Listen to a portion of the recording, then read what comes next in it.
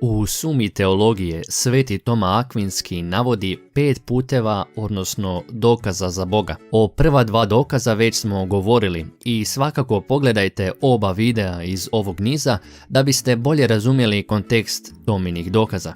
Sada nam slijedi 3. dokaz. Dokaz iz kontingencije. Prije nego nastavimo, molimo vas da se pretplatite. 3. put Toma ovako iznosi. 3. put polazi od mogućeg i nužnog, a on je ovakav. U stvarima nalazimo, naime, neke koje mogu biti i ne biti, jer neke nastaju i propadaju, te prema tome mogu biti i ne biti. A nemoguće je da takve stvari postoje svagda, jer ono što može ne biti, jednom doista ne postoji. Ako bi dakle sve stvari bile u mogućnosti da ne postoje, onda nekoć nije bilo ničega. No kad bi to bilo istina, onda također ni sada ne bi bilo ničega, jer ono čega nema može početi postojati samo po nečemu što postoji. Prema tome, ako nije bilo nikakva bića, onda bi također bilo nemoguće da nešto počne postojati, niti bi i sada ičega bilo. A to je očito pogrešno. Dakle, nisu sva bića moguća, nego mora u stvarnosti postojati nešto nužno. Sve pak što je nužno, ili prima uzrok svoje nužnosti izvana, ili ga ne prima. No nije moguće da se kod bića koja primaju uzrok svoje nužnosti ide u beskonačnost, kao ni kod tvornih uzroka,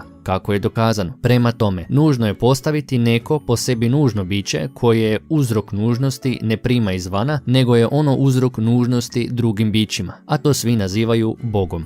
Kao i prva 2 puta, niti ovaj nije baš jednostavan i sastoji se od nekoliko premisa. Pokušajmo otkriti koje su to premise. Prva je ta da među stvarima ili bićima ima onih koja nastaju i propadaju. Kad kaže stvari, onda to može biti bilo što. Kuća, zemlja, svemir, vrijeme, prostor. I kaže da neke od tih stvari nisu nužne, već kontingentne, to jest promjenjive, u smislu da ne moraju postojati. S ovim se možemo složiti, jer je očito da neke stvari nisu nužne i prestaju postojati. Zapravo, toliko toga prestaje postojati da često znamo reći da je čitav svijet prolazan. Druga je premisa da je nemoguće da takve kontingentne stvari postoje vječno. Zašto Toma smatra da kontingentne stvari ne mogu biti vječne? Jer ono što može ne postojati jednom ili u nekom trenu doista ne postoji. Jednostavnije rečeno, jer su kontingentne stvari, onda prije ili kasnije mora biti trenutak kad neka određena kontingentna stvar ili nije postojala ili je prestala postojati.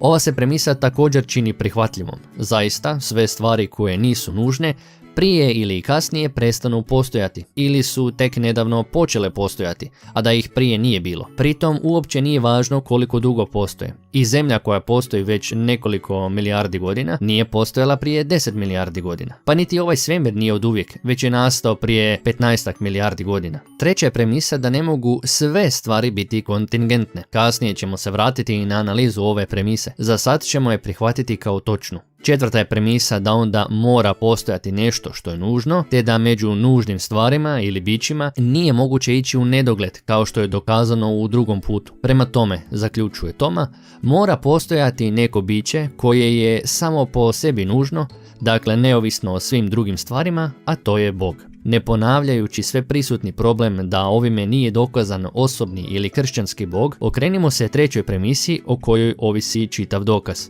Ponovimo, treća je premisa da ne mogu sve stvari biti kontingentne. Zašto? Toma smatra da je to zato jer bi onda to značilo da nekoć nije bilo ničega, što je apsurdno jer onda ni sada ne bi bilo ničega, a vidimo da stvari sada ipak postoje. No je li to dobar dokaz da ne mogu sve stvari biti kontingentne? Uzmite sebe za primjer. Vi niste trebali postojati, to jest nije nužno da baš vi postojite. Ni vaši roditelji nisu nužni, kao ni njihovi roditelji.